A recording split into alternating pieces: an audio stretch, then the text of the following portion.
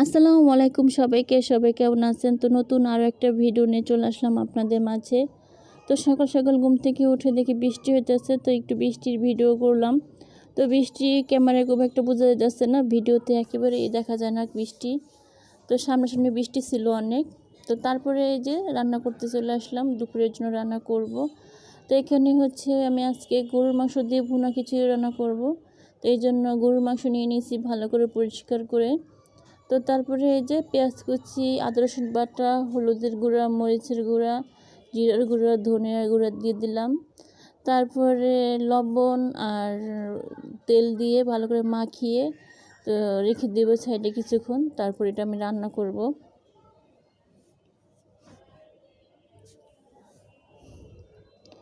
তো এই যে এখন হচ্ছে বসায় দিছি। তো এর মধ্যে আমি কয়েকটা আলু দিব। আর এই যে অন্য আরেকটা চুলায় আমি এখানে বসাইছি আরেকটা পাতিলা। তো এখানে আমি এই যে তেল দিয়ে দিলাম আর গোটা গরম মশলা দিয়ে দিলাম। তারপরে এই যে পোলার চাল আর মুগ ডাল ভালো করে ধুয়ে ঝরা দিয়ে রেখেছিলাম, তো সেগুলো দিয়ে দিলাম এখন। তো একটু নাড়াচাড়া দিয়ে তারপরে লবণ দিয়ে দিলাম আর হলুদের গুঁড়া, মরিচের গুঁড়া আর একটু মশলা, গরম মশলা গুঁড়া দিয়ে তারপরে হচ্ছে এটা ভালোভাবে ভাজা ভাজা করবে একটু।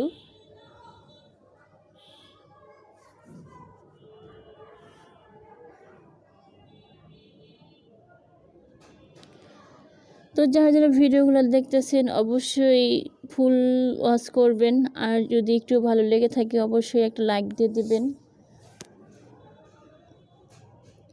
তো এখন আমি পরিমাণ মতো পানি দিয়ে দিব।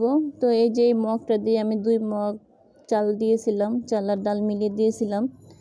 আর এখন এটার 4 মগ পানি আর হাফ দিব, 4.5 মগ পানি দিব এখন।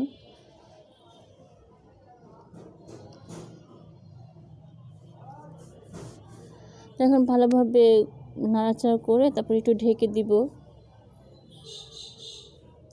এই যে ঢাকনা দিয়ে ঢেকে দিছি, আর তারপরে এই যে এখন প্রায় ফুটে গেছে চালটা, আর এখন মাংসগুলো দিয়ে দিব আমি এর মধ্যে।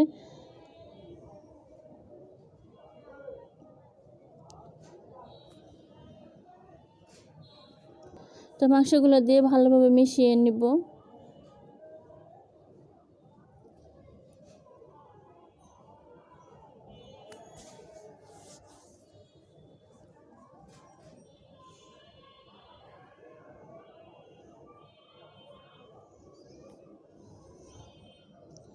তো এই যে আবার একটু ঢেকে দিলাম।